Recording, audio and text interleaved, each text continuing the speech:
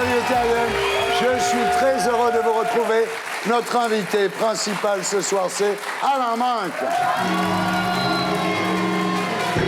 Alain Minc, bonsoir. Bonsoir. Comment allez-vous? J'espère aussi bien que vous. Oui, mieux que la France, apparemment. Vous ne mettez pas la barre très haut. Oui. Alors, je suis très heureux de vous recevoir parce que vous êtes l'un des derniers défenseurs de Nicolas Sarkozy, de son bilan. C'est vrai qu'on a eu un bel automne. On en trouvera d'autres d'ici 2012. Oui. Oui, ne vous inquiétez pas. Alors, votre raie sur le côté gauche, est-ce que c'est le signe d'un changement de fidélité? Je crains que non. Je suis désolé pour vous. Bon. Alors, en P1, Alain, nous serons tous les deux. Nous parlerons de vous, de vos origines, votre enfance, vos études, votre carrière, jusqu'à ce que vous deveniez la tête pensante de Nicolas Sarkozy. Et Christian Clavier, alors? Ça dépend des semaines. Ah ouais. Alors, nous parlerons aussi de votre livre, Une histoire politique des intellectuels chez Grasset, portrait d'intellectuels français au cours des siècles, de Voltaire à Francis Lalanne. Ce sera ma prochaine édition. En P2, nous accueillerons deux nouveaux invités pour commenter avec nous l'actualité de la semaine. Nicolas Bedos, gros succès avec sa semaine mythomane dans l'émission de Franz-Olivier Gisbert le vendredi soir sur France 2. Nicolas Bedos vient d'être élu fils d'eux du mois devant Louis Sarkozy et Enzo Zidane. Toujours en P2, nous accueillerons Xavier Mathieu, le leader des Conti, celui qui, avec ses potes, a saccagé la sous-préfecture de Compiègne, qui est devenue une sous-sous-préfecture depuis, évidemment. C'est un mec sympa, vous verrez. Pas trop l'énerver, quoi. Enfin, on verra, on essayera. Très étonnant qu'il vous saccage, vous, hein, franchement. Alors, en P3, après le zapping et Guillon, nous accueillerons notre invité du samedi 20h. Ce soir, Aurore Boucheb, dont le mari a été victime des hormones de croissance. Dites bien à Sarkozy de ne pas prendre d'hormones de croissance. Vu ma propre taille, je ne conseillerais jamais d'hormones de croissance. Hein. Voilà, les petits sont à l'abri. Voilà, l'émission s'appelle Salut les terriens et le groupe Les Gréments de Fortune.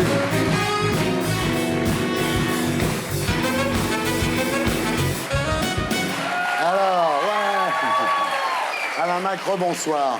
Vous dites en parlant de vous, je suis un historien du dimanche et un intellectuel de pacotille, pas un métier à plein temps.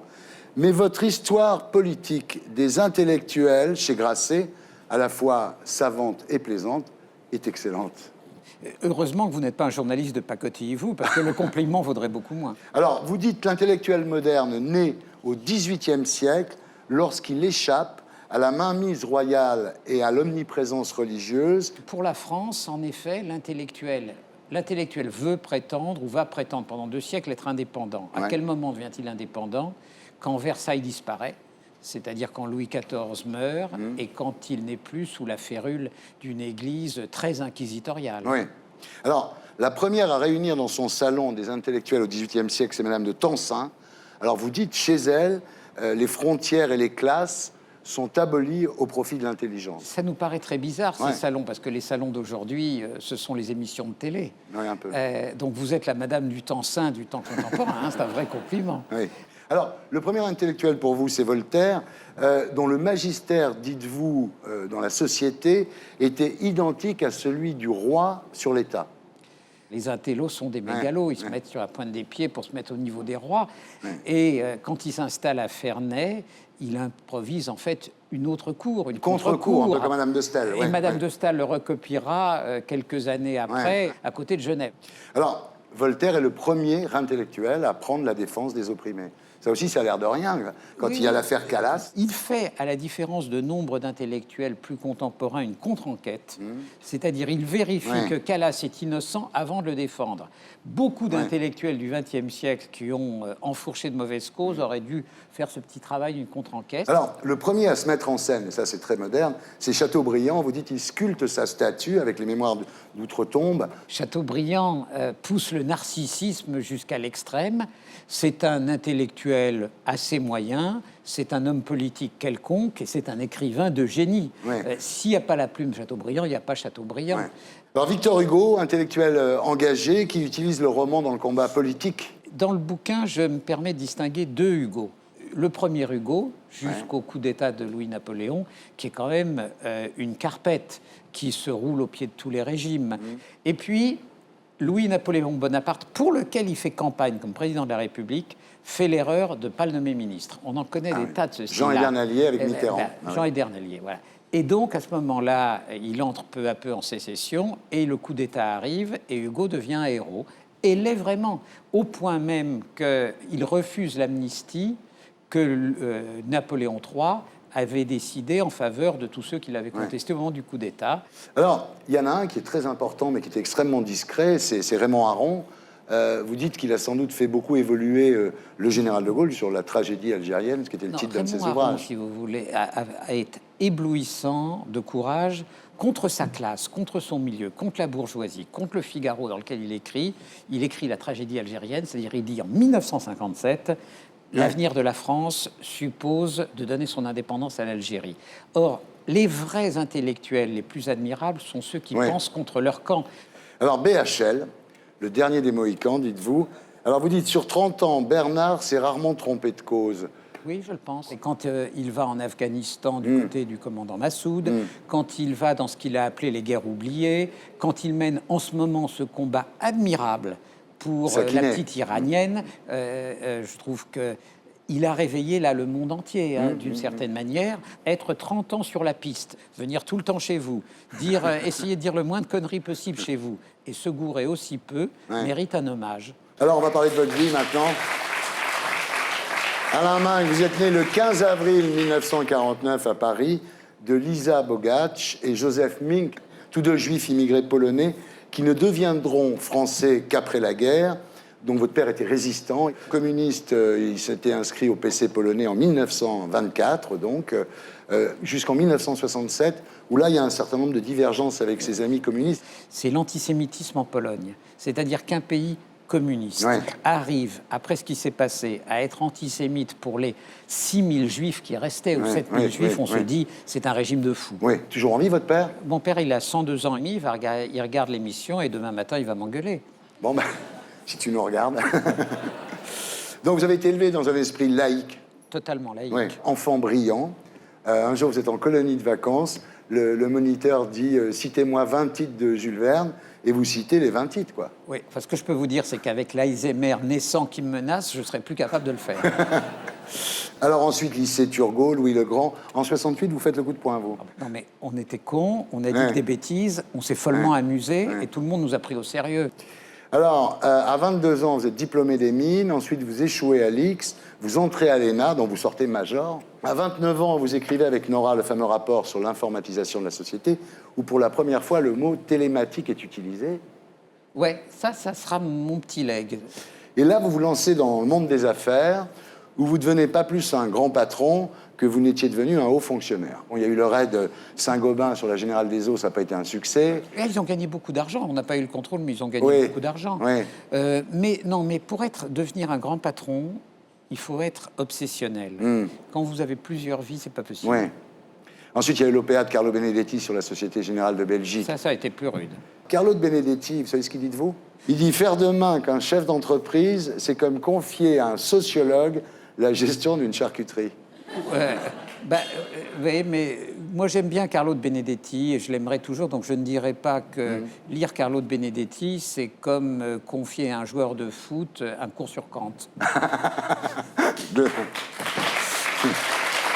Bon, alors, ni haut fonctionnaire, ni homme d'affaires, c'est dans le conseil que vous réussirez en fondant AM Conseil, où vous éclairez de vos lumières les grands patrons, François Pinault, Vincent Bolloré, enfin, et beaucoup d'autres. Vous faites quoi exactement? Alors, expliquez-nous. Mais je ne sais pas. Pour certains, je suis un stratège. Pour d'autres, je suis un gourou. Pour les derniers, je suis un curé. Pour beaucoup, une espèce de psychanalyste. Vous savez, c'est-à-dire, je dialogue de leur stratégie, de leurs problèmes, de tout. Je leur donne quelques idées. Parfois, ils les suivent. Parfois, ils les suivent pas. Donc, vous passez votre vie comme ça, de rendez-vous en rendez-vous. C'est-à-dire, voilà, j'ai un agenda de dentiste, mais au lieu d'avoir des caries, j'ai en face de moi des gens intelligents. Combien ça coûte un conseil d'Alain Minc? Écoutez, ça peut coûter 0. J'ai mes bonnes œuvres, j'ai mes pauvres. Sarkozy, dans les bonnes œuvres. Sarkozy, c'est une bonne œuvre, par principe. Les hommes politiques, par définition. Mais Sarkozy, c'est pas du conseil, c'est un proche ami. Oui, on va en parler. Alors, vous n'avez pas peur quand même, Alain, que votre crédibilité soit amoindrie par les résultats de votre société.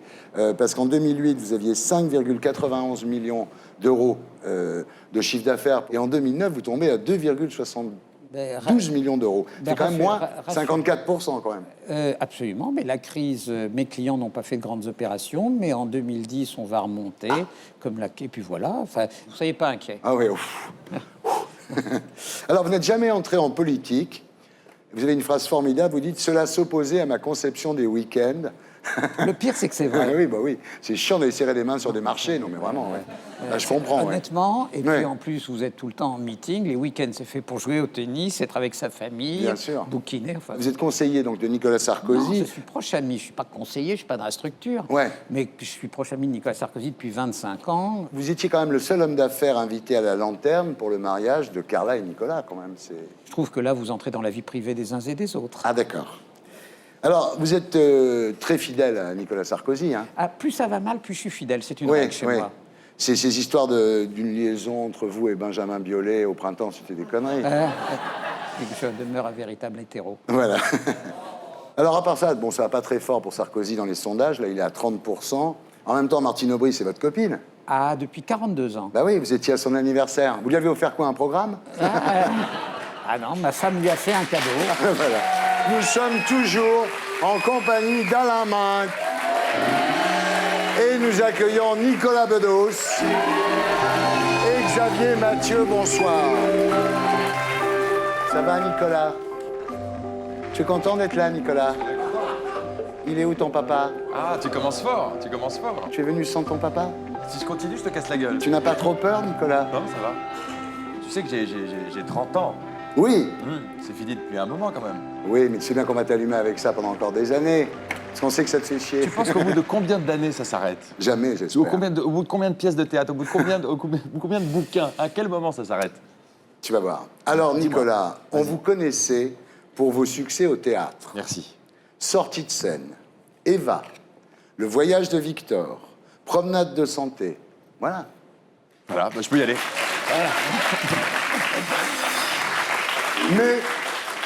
Mais c'est vos chroniques dans l'émission de Franz-Olivier Gisbert le vendredi soir sur France 2 qui sont en train de vous rendre célèbre. Alors, pour tous ceux qui n'ont jamais vu cette émission, c'est-à-dire la France entière, on peut dire qu'elle s'appelle Semaine critique et votre rubrique La semaine mythomane de Nicolas Bedos. Oui. Et c'est très drôle et ça a beaucoup de succès. Il faut que j'enchaîne là? Non, Il y a pas de du tout, c'est question. moi qui enchaîne. Alors, je vous ai vu face à Marine Le Pen dans une chronique justement sur les fils et filles d'eux. Oui, je me suis amusé avec ça. C'était très drôle. Vous avez des tas de points communs avec Marine, à commencer par le fait d'avoir des pères humoristes. Oui, voilà. Oui, le mien me fait plus rire. Ouais. Elle a beaucoup ri, elle, hein? Elle a ri. Je sais pas si c'est pas un peu de la communication, hein. Ouais. Et le fait que ça soit une femme, le fait que pour moi, ça soit un cas psychanalytique absolu, qu'elle ait été élevée là-dedans, qu'elle soit déterminée par cet homme, ce n'est pas une politique comme les autres. Et du coup, mon texte était virulent, mais mes gestes, mes regards, tout ça, était un peu plus tendre. Quand j'entends Nicolas Bedos parler de Marine Le Pen, ça me fait penser à François Mitterrand parlant de Margaret Thatcher et disant « Elle a la bouche de Marilyn Monroe et les yeux de Staline ».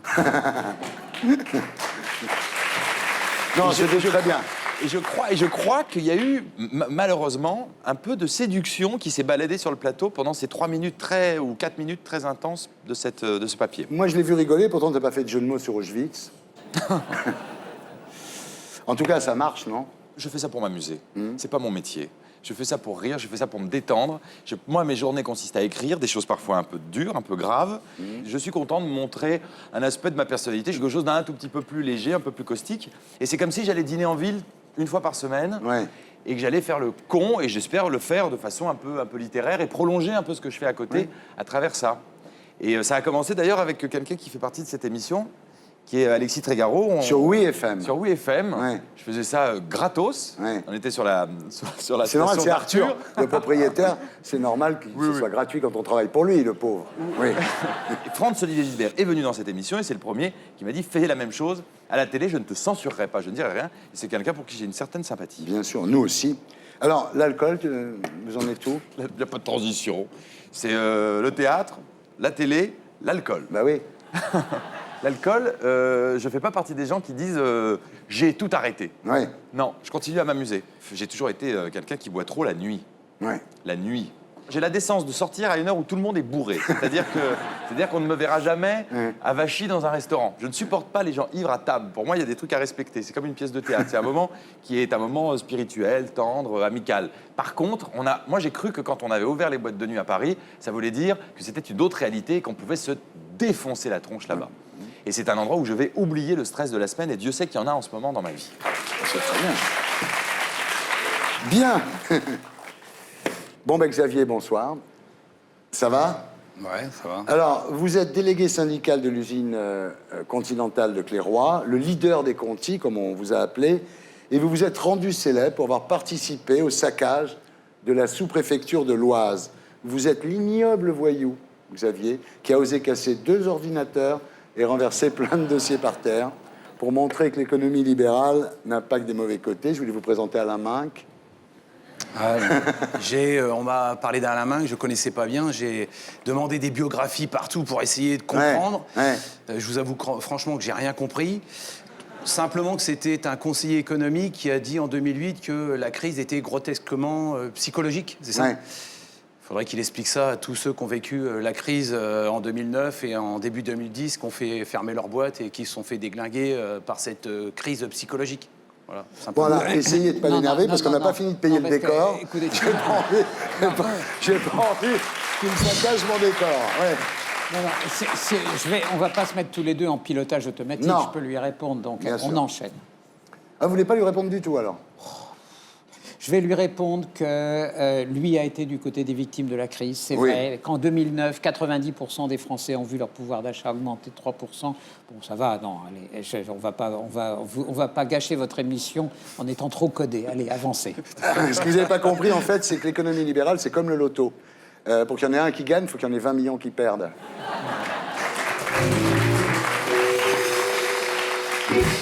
Non, mais sérieusement, c'est vrai que c'est quand même plus grave de saccager la vie d'ouvrier qu'un bureau d'une sous-préfecture, non? La classe ouvrière, je dis moi le mot classe ouvrière, jusqu'à présent était très, je m'en souviens quand on faisait 68, était très respectueuse Trop. des machines, que je sache. Ah oui. Ah, on n'a pas touché aux machines, nous.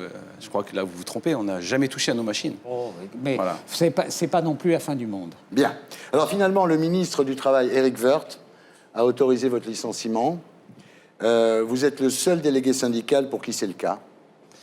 Ben oui, on a fait appel au ministre de la décision de l'inspecteur du travail qui avait validé les raisons économiques du licenciement de la fermeture de Continental.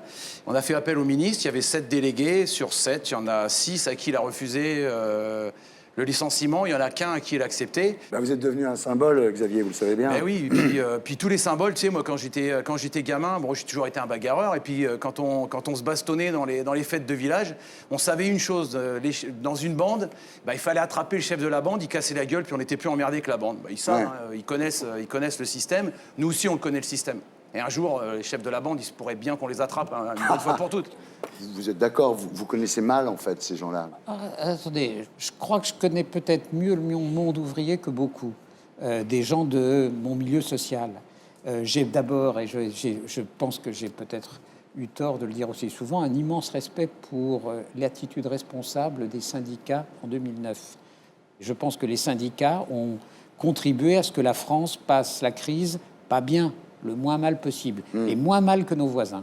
Ce qu'il faut quand même savoir, c'est qu'en 2009, il y a tous les Lagarde, les Fillon, les Châtel et notre président qui avaient crié haut et fort que les dirigeants de Continental, c'était des patrons voyous, qu'économiquement, la fermeture de l'usine n'était pas justifiée. Sauf que vous venez voir le contraire, puisque le ministre a validé les raisons économiques du licenciement, c'est-à-dire dit que Continental a eu raison de virer les 1120 Continental, plus l'usine. Donc voilà, Ouais. on voit de quel côté sont ces gens-là. Quand il y a eu le saccage de la sous-préfecture de l'Oise, vous avez été interviewé aux 20h de France 2 par David Pujadas, qui a insisté auprès de vous pour obtenir des regrets de votre part, donc sur ce qui s'était passé. Et dans son film Fin de concession, le réalisateur Pierre Carl montre un extrait de cette interview au journal à Jean-Luc Mélenchon, qui traite Pujadas de salaud, de larbin, et qui dit à Pierre Carl, arrête, ça me dégoûte. Vous partagez cette analyse? J'ai été très surpris et très ému d'entendre Mélenchon dire exactement ce que j'ai ressenti ce jour-là. Ouais. J'ai ressenti ce jour-là un mec qui me disait « Allez, espèce de voyou, avoue à la France entière, excuse-toi, prosterne-toi ». C'est exactement ce que j'ai ressenti. Autant votre combat syndical, je le comprends, même si la sous-préfecture ne me paraît pas le mieux de votre combat syndical, mais que vous soyez dupe de Mélenchon, ça me fait de la peine. Je veux dire, Mélenchon surfe évidemment sur ce genre de réaction, et si Mélenchon était ministre de l'Intérieur, je ne suis pas sûr que vous le préféreriez à Brice-Hortefeux. Mélenchon a fait, avec l'habileté qui est la sienne, un numéro parfaitement cynique. Bien. De toute façon, on va en parler après le sujet, parce qu'on passe maintenant aux commentaires de l'actualité de la semaine avec l'édito de Blacko 1. Et c'est Laurent Neumann, directeur de la rédaction de Marianne, que nous retrouverons sur ce plateau après le Magnéto. Généralement, les journalistes et les hommes politiques se tiennent par la barbichette. Pour la carrière d'un politique, c'est bien d'avoir des amis journalistes, et pour la carrière d'un journaliste, bref, vous m'avez compris. Je te tiens par les sentiments, par le pouvoir ou par l'argent. Sauf que voilà, ces derniers temps, au lieu de se tenir par la barbichette, on se file des claques dans le petit milieu. Essayez d'ouvrir un peu votre esprit, vous qui avez l'esprit tout à fait fermé. Arnaud Montebourg s'en est pris à TF1. C'est une chaîne qui a une tradition, j'allais dire, délinquante. Et Mélenchon a traité Pujadas de salaud en le voyant interviewer un syndicaliste de chez Continental. Pour vous, la fin justifie les moyens. Salaud. Attendez, mais la fin, on est à 28 jours de la fin. On entend votre colère, mais est-ce que vous lancez un appel au calme ce soir? Larbin, arrête, ça me dégoûte. Salaud? Larbin? Non mais il y va fort Mélenchon quand même. Vous avez rarement que ça à foutre. Vous congratulez, vous entre-aimez, vous entre-interrogez. Pauvre petit chéri, on a osé dire du mal de lui. Oh là là. Faut dire que critiquer la télévision, la presse, les journalistes, ça peut rapporter des voix. Selon un sondage de janvier 2010, 73% des Français ne font pas confiance aux médias. Mais qu'est-ce qu'on vous a fait? Rappelez-vous quand Mélenchon a insulté un apprenti journaliste. Tu fermes ta petite bouche, tu me parles de politique. Moi, je te parle de médias et de ton métier pourri.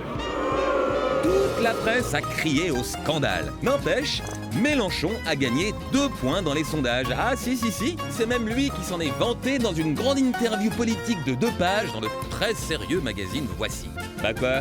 C'est pas parce qu'on dénonce les médias qu'on n'a pas le droit d'en profiter, hein. Je n'ai pas à m'en excuser et vous pouvez toujours courir pour essayer d'obtenir ça de moi. Voilà, c'était l'édito de Blacko 1, mise en image de Julien Grave. Voilà. Laurent Neumann, bonsoir. Bienvenue sur le plateau de Salut les Terriens. Alors d'abord, David Pujadas, est-ce qu'il est le valet du Grand Capital ou dans son rôle normal d'avocat du diable? D'abord, j'ai envie de dire à Mélenchon, c'est pas la peine de faire du Frédéric Lefebvre ou du Nadine Morano pour se faire entendre. En revanche, quand j'entends des hommes politiques, des lecteurs, des téléspectateurs critiquer les médias, c'est plutôt bon d'un point de vue démocratique parce que les journalistes ne sont pas au-dessus de la critique, au-dessus des lois. Ils passent leur temps à critiquer absolument tout le monde. Je vois vraiment pas pourquoi de temps en temps on pourrait pas leur rentrer dedans. Alors, Pujadas, est-ce qu'il est le valet du Grand Capital ou est-ce qu'il est dans son rôle d'avocat du diable? Non, dans les images qu'on a vues, il pose un certain nombre de questions. J'ai été beaucoup plus déçu par David Pujadas, pour vous dire la vérité, quand je l'ai entendu début juillet interroger le chef de l'État. Souvenez-vous, on était en pleine affaire Woerth, affaire Bettencourt. Il n'a posé aucune des questions qui se posaient à ce moment-là. Alain? Ce sont des numéros totalement programmés et cyniques auxquels on a assisté. Montebourg, qui connaît les médias aussi bien que quiconque, veut se créer une silhouette parce qu'on ne sait jamais, ça peut aider à anticiper sa promotion en 2012. Et quant à Mélenchon, il a décidé, cet intellectuel sophistiqué, raffiné, cultivé, élitiste, de surfer sur le populisme. Bon, c'est un choix d'un vrai cynisme. Ce que je trouve marrant, c'est que ça se mord la queue, parce que c'est les journalistes qui font la promotion de ce que vous appelez, vous, un calcul stratégique de Mélenchon. Il a une réaction qui est vraiment anodine. Il a dit quoi? Il a dit salaud, comme en effet. Alors peut-être qu'il surjoue le côté bon vivant qui regarde la télé, qui fait « Oh, c'est pas bien, ça, c'est pas bien. » Et puis là, là, c'est dur pour lui, ça. Mais enfin, les journalistes organisent sa propre communication en s'offensant. C'est n'importe quoi. D'ailleurs, c'est intéressant parce que cette élite journalistique, au fond, elle tombe plus facilement sur Mélenchon que naguère sur Olivier Besancenot. Ouais. Au fond, ils tiennent parfois un peu le même discours, ces Ouais. deux hommes politiques. Or, bizarrement, Besancenot, c'est un type tout à fait présentable. L'idiot utile à mes yeux du sarkozysme. Moi, je prête à Besancenot une sincérité que je ne prête pas à Mélenchon. Ouais, c'est dit. Bon, alors, Xavier, pendant toute cette histoire de Continental, la presse, la télé, la radio, vous ont traité comment? Très bien, à part une chaîne, alors, comme de par hasard, c'est pas Mélenchon et puis Montebourg, c'est pas mes amis, mais bon, quand ils parlent de TF1, j'ai regardé une émission un soir sur TF1 où tous les visages des mecs étaient floutés. Quand ils interviewent des pédophiles, des gangsters, ils floutent les images. Mais des ouvriers qui se révoltent dans une sous-préfecture, on ne floute pas les images, on oublie de les flouter. Ouais. C'est les seuls. Dans cette sous-préfecture, il y avait 7 télés. Les 7 nous ont dit, les journalistes, t'inquiète, on va flouter les images. Il n'y en a qu'un qui ne l'a pas fait, c'est TF1. Et moi, je suis quand même à regretter, c'est que tous les gros médias sont tenus par les plus gros capitalistes de la Terre. Et en plus, alors ce qui est encore plus à regretter, c'est que France Télévisions soit nommée par le chef de l'État. France Télévisions, c'est la télé du peuple. Le président de France Télévisions doit être nommé par le peuple. Je trouve ça vraiment scandaleux. Ça fait des années que ça dure. Alors, Marc, à qui nous devons la suppression de la publicité sur France Télévisions, ça n'a pas beaucoup changé les programmes, d'ailleurs, au passage. Ben, on va voir. Il y a toujours les mêmes. Enfin, on verra dans 2 ans. Non, ce que je voudrais dire, c'est que la vraie résistance, ce sont les journalistes. Je veux dire, les journalistes, dans leur tête, ils sont indépendants ou ils ne le sont pas, quels que soient leurs actionnaires. C'est vous qui avez soufflé à Sarkozy le coup de la nomination par le chef de l'État? Oui, on peut en discuter, je vais vous dire, je vais vous expliquer pourquoi. Non, mais écoute, Xavier, écoute. Je vais vous dire, je ne vais pas souffler, mais je suis pour, et je vais vous dire pourquoi. Eh bien, vous allez lire le livre de Patrice et Alain Duhamel, qui va sortir, où ils expliquent ce qui s'est passé pour la nomination de Patrick de Carolis, à travers cette boîte noire qui s'appelle le CSA, c'est-à-dire un combat entre ces pharaons qui étaient Dominique de Villepin et Bernadette Chirac, d'influence sur 9 personnes dont personne ne connaissait les noms. Sarkozy, au moins, il était sous votre hypocrisie, c'est ça. hypocrisie. Il était sous votre surveillance et d'ailleurs, il a bien été obligé de tenir compte des réactions de l'opinion. Et je préfère un homme politique qui fait une connerie, le cas échéant, qui en paye le prix, qu'un ensemble, un aréopage qui peut faire sa cuisine sans que personne ne le sache. Vous comprenez que le symbole soit insupportable. Non, je ne vais pas vous étonner en vous disant que je ne partage pas du tout ce que vient de dire Alain Minc, mais pour une raison simple, parce que l'argument qu'évoque Alain Minc, ça veut dire avant l'inceste existait, puisqu'on ne peut rien faire, légalisons l'inceste. C'est exactement ce que vous venez de dire. La comparaison est talentueuse, c'est là qu'on retrouve l'esprit Marianne, mais néanmoins, je pense que c'est pas tout à fait la même chose et vous le savez bien. On continue notre commentaire de l'actualité de la semaine avec l'édito de Blacko 2.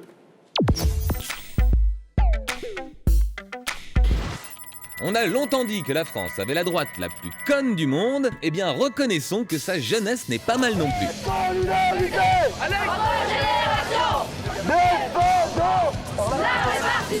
Que les lycéens manifestent, on a l'habitude. Avec l'acné, l'appareil dentaire, la manif est un passage obligé de l'adolescence. Ça peut surprendre que des gamins de 16 ans s'inquiètent pour leur retraite. C'est parce qu'on est là pour se battre et pour avoir nos retraites, de pas travailler jusqu'à 67 ans, c'est n'importe quoi. Apparemment, l'idée de devoir bosser jusqu'en 2051 au lieu de 2049, ça les angoisse. La réforme des retraites, on est en plein dedans, c'est nous qui... L'année d'après, dans 10 ans, on va encore nous rajouter quelques années et finalement, on sera jamais en retraite.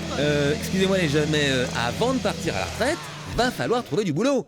Chaque année, 160 000 élèves sortent du système scolaire sans aucun diplôme. 18% des jeunes sont au chômage. En voilà des vraies raisons d'être mécontents. Ça fait des années que le chômage des jeunes progresse en France. Et que font les politiques ? C'est-à-dire qu'en 86, avec la loi de Vaquet, Chirac a voulu réformer l'université, mais les jeunes ont dit non.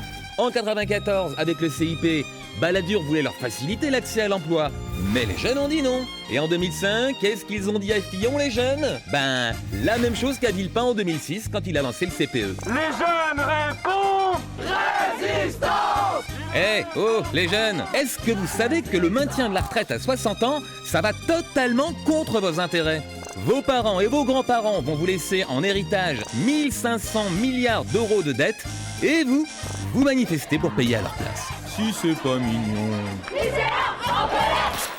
Voilà, c'était l'édito de Blacko 2, mise en image de Julien Grappe. Alors, C'est quand même étonnant de manifester pour le droit de partir à la retraite quand on n'a jamais travaillé. C'est quand même loufoque. Ouais. C'est-à-dire qu'ils sont en train de discuter de la retraite qu'ils prendront en 2057. Il va couler beaucoup d'eau sur les ponts. On sera tous morts à cause du réchauffement climatique. Et sur la décote s'appliquant pour 2 ans. Enfin, c'est loufoque. Toutes les manifs précédentes dont on a parlé correspondaient, fût-ce à tort ou à raison, à des vrais problèmes pour les jeunes. Mais ça, c'est pitoyable. Et je trouve que Blacko ayant été le premier à le dire, je lui rends volontiers. Eh ben, tu vois, Blacko. On se doute bien que les jeunes ne descendent pas dans la rue que pour les retraites.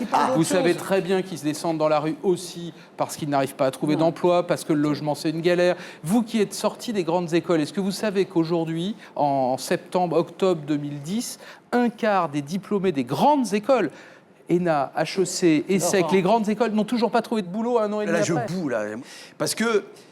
il y en a marre de tous ces gens qui pensent, parce qu'eux, c'est les élites, qu'on est tous des cons, qu'on n'est pas capable, que les gens de 15 ans ou 16 ans, ils sont pas capables de voir. Les gamins de 15 ans ou 16 ans, ils vivent tous dans des couples, avec des parents qui en crèvent au boulot, qui se font chier pour payer leur fin de mois, des frères, des sœurs qui sont au chômage depuis des années. Ces gosses-là, vous pensez franchement qu'ils sont pas capables de voir la réalité? Nous, ce système, de dire que les gens sont manipulés. Mais moi aussi, je l'ai entendu pendant mon conflit. On était manipulés par l'extrême gauche. Je peux finir, vous avez eu votre temps de...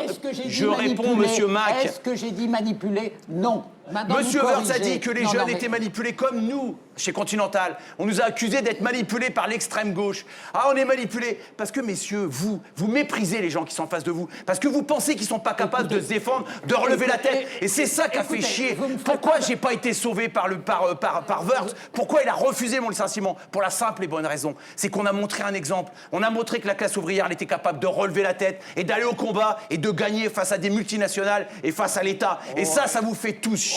Et ça, moi, j'en suis fier. Oui, monsieur. Je suis capable de lever la voix autant que vous. Si vous croyez que vous m'impressionnez, je ne suis pas plus à Donc, minute. Si vous voulez avoir un vrai débat, comme je pourrais l'avoir, avec des responsables syndicaux responsables, vous tenez un discours incohérent. Ah oui. Et s'il s'agit de gueuler, je peux gueuler aussi. Et ne prenez pas ce ton comme si vous alliez me pendre parce que vous allez faire la révolution. Vous êtes une vedette des médias, vous n'êtes pas jusqu'à nouvel ordre Trotsky, et je ne suis pas encore au bout de votre pioche. Non, mais... Alors, Nicolas, ça tombe sur toi. Je trouve que votre jugement n'est pas assez nuancé, si je puis me permettre. C'est-à-dire que vous avez Il ne raison. me pousse pas à être Attendez, lancé, notre évidemment camarade, que ce tous les soir. jeunes ne descendent pas dans la rue. Évidemment, moi, je ne sais pas si loin. Hein. Moi, je me souviens qu'il y avait des choses. Et dès qu'il y en avait l'occasion de sortir et d'arrêter les cours, bien sûr. C'est pas la manif, c'est oui, mais quand vous dites... Manifester, c'est rigolo. Thierry, puisqu'on est en train de se fliquer les uns les autres, quand vous dites pour autant que c'est pitoyable, là, je rejoins totalement ce que dit notre camarade, à savoir que il y a peut-être quelque chose dans le fait de sortir d'un peu superficiel, mais l'angoisse est profonde. Pour la manif du CPE, j'aurais jamais employé le mot pitoyable, ça correspondait à une préoccupation immédiate des jeunes.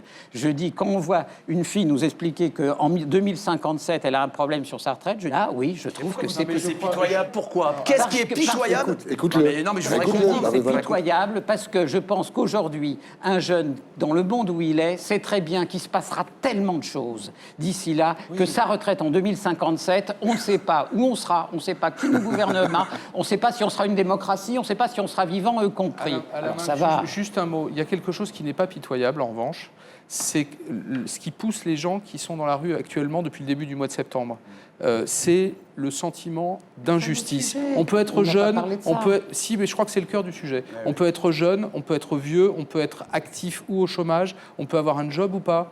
Je pense que ces gens-là qui se servent de la réforme des retraites pour descendre dans la rue, ils manifestent au moins autant contre la réforme des retraites que contre tout un système qu'ils jugent injuste. Et si on n'a pas compris ça, on n'a pas compris pourquoi depuis le début du mois de septembre, on en est à la 4e manifestation avec 3 millions de personnes dans la rue. Mais attendez, ce propos-là est tout à fait différent que des jeunes aient un sentiment d'inquiétude et qui le manifestent. C'est parfaitement compréhensible. Mais on a quand même l'épisode qui est la décote en 2057, non. Bien. Il n'y a pas Alors, de jeunes avant de se quitter, Laurent, un diagnostic sur l'évolution des choses Je sais que Marianne a fait sa une sur la France de la colère. Est-ce que vous pensez que ça va continuer? Pour le moment, ce que je note, c'est que, la mobilisation ne se dément pas. Elle peut même commencer à déborder les syndicats, surtout si les jeunes descendent dans la rue. Et tant qu'il n'y aura pas en face quelqu'un qui veut discuter, négocier, je pense que prochain. Xavier. Tout à l'heure, on parlait des jeunes, mais moi, je pense qu'aussi, il y a beaucoup de parents qui ne peuvent pas manifester parce qu'ils n'ont pas les moyens et qui sont contents d'y voir leurs enfants. Alain? Écoutez, je crois que de toute façon, le gouvernement ne bougera pas. Sarkozy, par exemple, qui était extrêmement entêté sur le bouclier fiscal, aujourd'hui, il a laissé tomber le bouclier fiscal. Donc, je veux dire, il peut très bien laisser tomber sa réforme. Non, alors là, il n'y a aucune chance que le gouvernement renonce à cette réforme. Il ne peut pas. Il ne peut pas. Bien. Laurent Neumann, merci d'avoir été avec nous. Nous sommes toujours en compagnie d'Alain Minc, Nicolas Bedos, Xavier Mathieu, et nous accueillons notre invité du samedi 20h ce soir, Aurore Bouchet. Bonsoir. Aurore, bonsoir. Le 4 octobre dernier débutait le procès en appel de l'hormone de croissance, un drame de santé publique qui, à ce jour, a causé la mort de 120 personnes, tout emportées par la maladie de Creutzfeldt-Jakob. Cela vous a coûté votre mari et un de vos enfants est handicapé à vie. On en parle à 20h. En attendant, j'accueille Stéphane Guillon.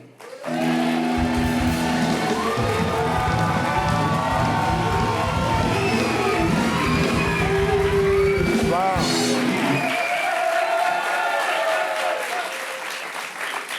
À vous, Stéphane, pour la semaine de Guillon.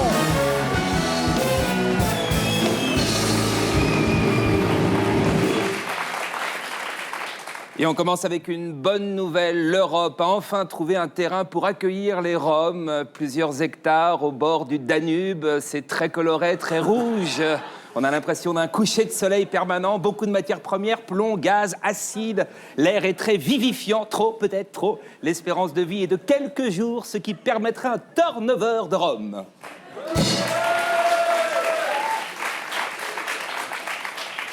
Autre bonne nouvelle, Air France a réalisé une simulation de crash en mer à proximité de l'aéroport de Toulon.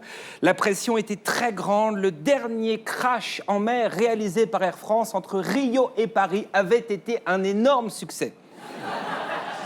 Politique. Alors que le pays est en grève, que les raffineries sont bloquées, que la France souffre, François Hollande pose dans Gala avec ce cri. Un message politique fort. Valérie est la femme de ma vie. Match s'est également concentré sur les compagnes de nos politiques, Pénélope et Fillon, Schoenberg et Borloo, Woerth et sa femme, Chirac et maman.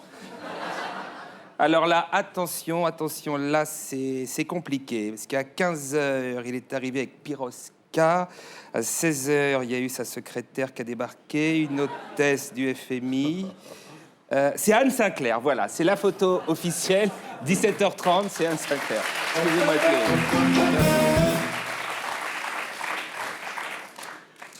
D'après une IRM pratiquée sur Liliane Bettencourt, la milliardaire souffrirait d'un élargissement diffus des espaces péricérébraux.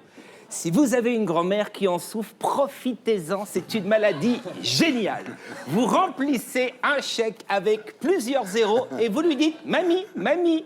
Signe là, c'est pour le calendrier des postes, la facture de gaz. Dites n'importe quoi, ça passe. Les espaces péricérébraux, quand c'est niqué, c'est le jackpot, c'est mieux que le loto.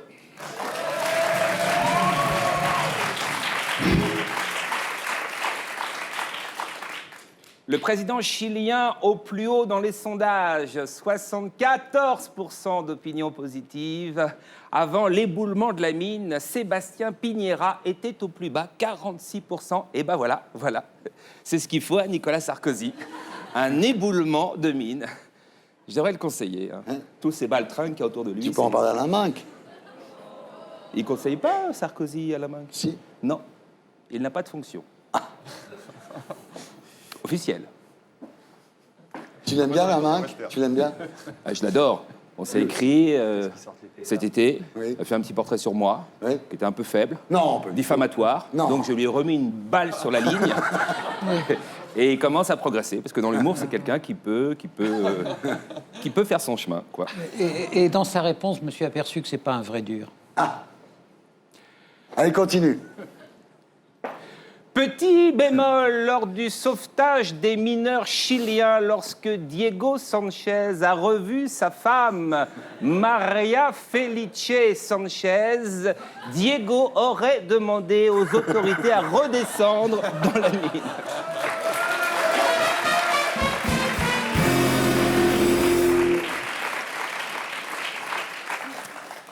Libération consacre une page entière à Xavier Bertrand intitulée « L'éloge du faillot ». Ah non, pardon, je me suis trompé, c'est... D'accord, c'est sur les haricots, c'est une page cuisine, autant pour moi, pardon, je suis désolé. Je suis désolé.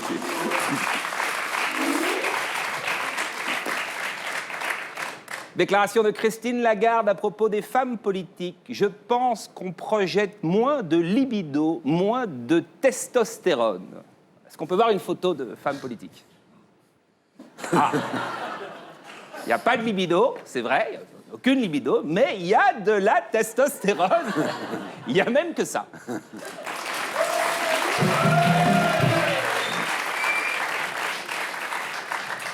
D'après une étude menée par Médiamétrie sur la saison dernière, France Inter est numéro 1 chez les artisans, les commerçants et les professions libérales.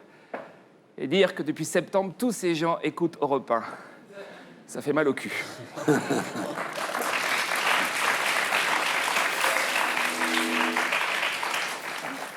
Visite très très pieuse de Nicolas Sarkozy au Vatican. Le président s'est signé 4 fois et a récité un pater noster.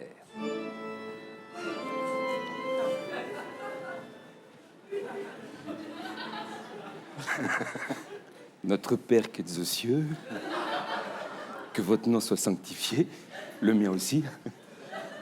Que votre règne arrive, vous verrez, c'est très sympa d'être élu.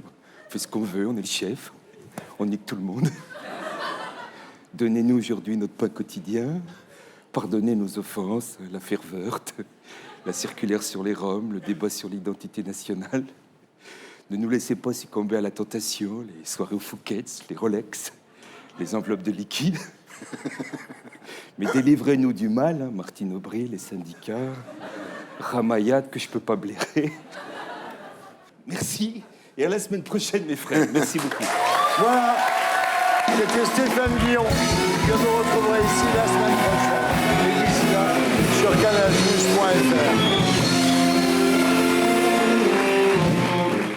canalplus.fr. Alain, merci d'avoir été avec nous. À bientôt. On passe maintenant à notre invité du samedi 20h.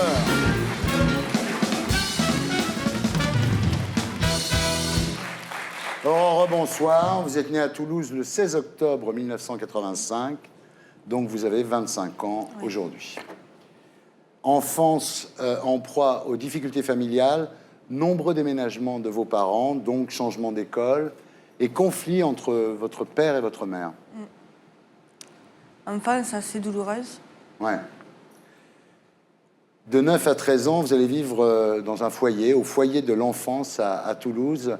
Alors, malgré ça, vous faites une scolarité normale. Oui. Et vous avez évidemment une forte envie de vous émanciper. L'occasion se présente quand vous rencontrez Émeric. Il a 31 ans, vous en avez 16. Oui.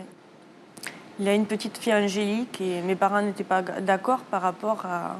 qu'il y avait 15 ans d'écart entre nous deux.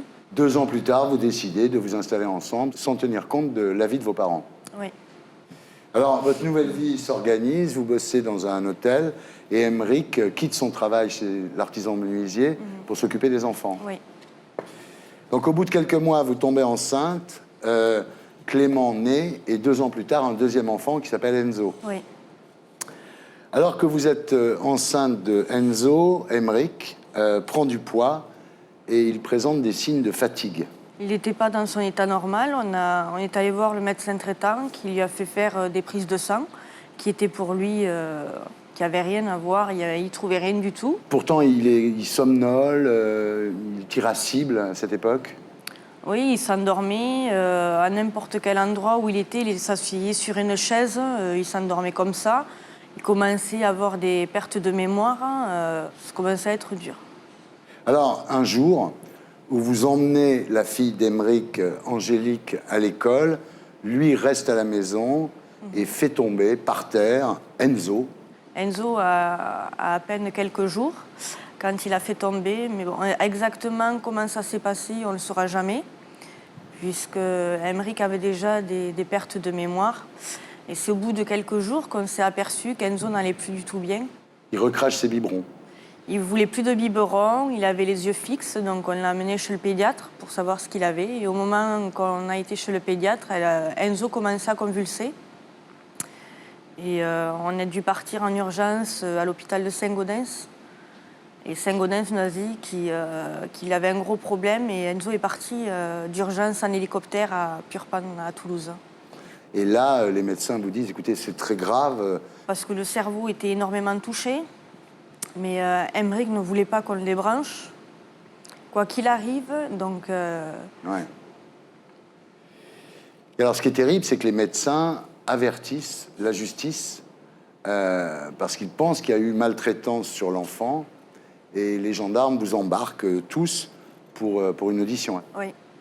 Et c'est à ce moment-là, donc, Aymeric avoue qu'il a fait tomber Enzo. Oui. Il n'a plus le droit de voir son fils, hein. Et tous les deux, vous êtes suivis par un juge pour enfants. Oui. Suivis pour voir si Clément et Angélique n'ont pas reçu de violence. On avait l'étiquette de parents maltraitants. Ouais. C'était la procédure pour eux, au cas où, à suivre. Vous vivez comment cette suspicion qui pèse sur vous à ce moment-là, quand on vous soupçonne d'être des parents maltraitants? Assez mal, ouais. Parce que on nous affiche une étiquette sans savoir, ouais. Sans se poser la question pourquoi Aymeric, du jour au lendemain, est comme ça, ouais. Alors que c'était un papa gâteau. Alors, suite à ce drame, l'état d'Aymeric s'aggrave, mais en fait, personne n'y fait vraiment attention parce que c'est Enzo qui focalise l'attention de tout le monde, évidemment. Pour eux, c'était le fait qu'Aymeric voulait absolument échapper à la justice, échapper à la prison. Oui, il pense que c'est un comédien. Oui. Ouais. Alors, à partir de là, l'état d'Aymeric s'aggrave encore. Il a 36 ans, mais il se comporte comme un enfant de 3 ans. Il n'arrive plus à manger proprement. Il marche à 4 pattes. Ouais, il avait des hallucinations. Il voyait des animaux. Oui. Il criait tout le temps. Un jour, il m'a mis une claque. Je m'y attendais pas du tout. Surtout de son geste, parce qu'il n'aurait jamais fait ça. Ouais. Et tout ça, Clément et Angélique, ils ont vu toutes ces scènes. À un moment, il veut étrangler sa fille Angélique. Oui. Et là, Aymeric devient, on peut dire, un peu fou, quoi. Un jour, il est aux toilettes, il sort en hurlant, il défèque dans toute la maison devant les enfants. Enfin, ça devient extrêmement difficile. Et c'est là que j'ai demandé qu'Aymeric aille en psychiatrie, puisque plus personne ne voulait m'aider. Ce n'est qu'à ce moment-là qu'a lieu le bon diagnostic. Mais les psychiatres sont aperçus qu'Aymeric, il n'avait pas quelque chose de fou ou quoi que ce soit, et qu'il avait un gros problème de santé. Ouais. Alors, ils appellent à ses frères et sœurs et en demandant est-ce que votre frère a eu, quand il était petit, des hormones de croissance? Et les frères et sœurs disent oui. Donc, à ce moment-là, on comprend que c'est Creutzfeldt-Jacob. Oui. Et Aymeric mourra donc 1 mois après ce diagnostic. Et vous vous retrouvez à 21 ans veuve, avec 3 enfants à charge, dont un handicapé, Enzo, qui devra vivre dans un fauteuil roulant toute sa vie. Pour le moment, j'ai pas envie de le voir sur fauteuil roulant. Ouais. En espérant qu'un jour, qu'il arrivera à marcher. En plus, il est assez asocial, c'est-à-dire qu'il ne supporte pas les autres enfants. Vous ne pouvez pas l'amener au parc ou à la piscine. Non, on ne peut pas l'amener parce qu'il ne supporte pas le monde, il s'énerve assez vite. Ouais. Il faut quelque chose de répétitif dans ses journées. C'est ses habitudes à lui. Dès qu'il y a quelque chose, un changement dans la journée, il ne supporte pas. Ouais. Donc c'est assez pénible parce qu'au final, c'est pas la faute à Enzo, mais on pénalise aussi ses frères et sœurs, puisqu'on ne peut pas faire grand-chose. Ouais. Alors le problème, c'est que la justice ne considère pas Enzo comme un dommage collatéral des hormones de croissance injectées à son père. C'est le gros problème. Ben, le gros souci, c'est de trouver comment leur faire comprendre que c'est l'intermédiaire de cette maladie qui a causé l'accident. Ouais. Alors le problème, c'est que vous ne pouvez pas travailler. Non. Il faut vous occuper de ces 3 enfants. Vous vivez des aides de la CAF, là? Oui. Pour moi, il n'y a pas d'avenir. On vit au jour le jour. Alors, cette histoire d'hormones de croissance, au départ, c'est une belle idée, hein. C'est donner aux enfants qui grandissent pas des extraits d'hypophyse, qui est une glande située à la base du cerveau, qu'on va chercher sur des cadavres humains. Donc il y a une association qui a été parrainée par le ministère de la Santé, qui s'appelle France Hypophyse, et l'Institut Pasteur extrayait les hormones. Le problème, c'est toujours le pognon, c'est-à-dire qu'une hypophyse qu'on achetait 30 francs, elle a été vendue 750 francs. Donc évidemment, c'est un business colossal. Alors il y a eu des avertissements, il y a le professeur Montagnier, qui à l'époque avait dit faites attention, ne prélevez pas n'importe quelle hypophyse, parce que il y a des gens qui peuvent être malades et vous allez transmettre la maladie, évidemment, aux enfants. C'est un trafic énorme dont a été victime, en fait, votre mari, Émeric. Alors, en 1985, on a établi un lien entre la maladie de Creutzfeldt-Jakob et les hormones de croissance, mais en France, ça n'a été interdit qu'en 1988, voilà. Alors, il y a déjà eu 120 morts, et puis il y a tous ceux qui ont eu des hormones de croissance étant enfants, sur qui pèse cette épée de Damoclès, Xavier? Tu sais, il y a dans une chanson de Saez, il y a une phrase qui dit laisser crever n'est pas un crime pour les économistes. Ouais. Et je crois que malheureusement, il y a des choses comme ça, le sang contaminé, les victimes de l'amiante, les mecs qui sont morts au travail pour avoir fait confiance à des gens qui leur ont dit pendant des années que c'était pas dangereux, que même si on peut pas aller contre le progrès, on peut essayer, il y a des bonnes intentions, mais je pense que quand on se rend compte qu'on s'est trompé, on doit accepter et on doit aider les gens. Alors, il y a eu un premier procès où les prévenus ont été relaxés. Et le parquet a fait appel. Sur 4 prévenus, il y en a 2 qui sont morts, mais que les 2 prévenus restants soient condamnés, ça peut vous apporter quoi? Mais déjà qu'ils reconnaissent leur tort, ce qu'ils ont fait surtout, puisque maintenant, ils risquent plus rien, eux, ils ont vécu. Vous êtes aidé par des associations? Oui, par l'association de Jeanne Guérian, qui, grâce à elle, m'a beaucoup aidée et qui m'aide encore toujours. Parce qu'il y a qu'elle qui a été là pour moi et pour les enfants aussi. C'est un soutien psychologique ou financier? Les deux. Vous avez fait appel à des ministres, à l'État? Vous avez essayé de... Non. Mais je pense que je vais le faire pour faire valoir ce qu'on peut endurer et ce qu'on vit toujours et qu'on va vivre pendant longtemps. Ouais. Aujourd'hui, ce que vous souhaitez, c'est de ne plus habiter au 5e étage, habiter au rez-de-chaussée avec un petit jardin pour que Enzo puisse jouer, quoi. Bah, le souci, c'est qu'on est dans un petit appartement en étage, d'où l'ascenseur qui est souvent en panne. Donc Enzo, il faut le redescendre, même s'il va avoir 5 ans, ça pèse. Et c'est le fait qu'il n'y a rien qui est aménagé dans l'appartement pour Enzo. Qu'est-ce que vous attendez de votre passage dans une émission de télévision? Mais je veux que mon histoire, que tout le monde la sache, parce que pour le moment, j'ai l'étiquette de parents maltraitants, même si pour eux, le dossier est classé.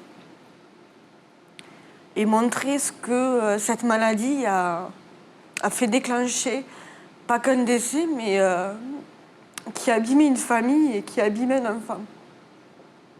Vous avez le sentiment que de l'exprimer, que de voir, j'imagine, des millions de gens qui vont vous regarder et ressentir votre chagrin qui est manifeste, ça va peut-être un peu vous soulager? Je pense que ça va me libérer. Même si je dois vivre toute ma vie avec l'handicap d'Enzo. Est-ce que vous ne trouveriez pas normal, finalement, que l'Institut Pasteur, qui a gagné beaucoup d'argent en vendant des petites fioles d'hormones de croissance, vous aide aujourd'hui à subsister.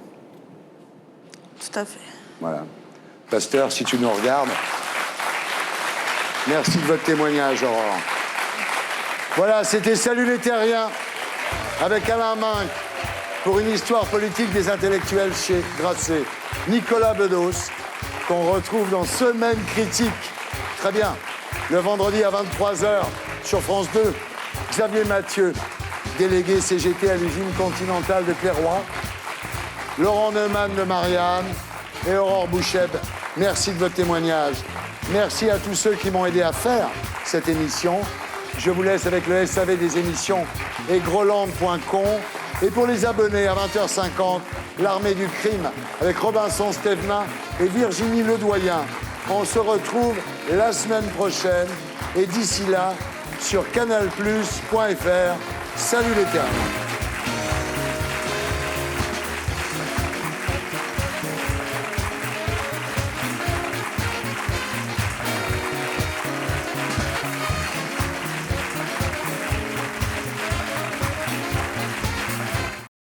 Et pour être sûr de ne rien rater de Inarditube, abonnez-vous et mettez un pouce bleu.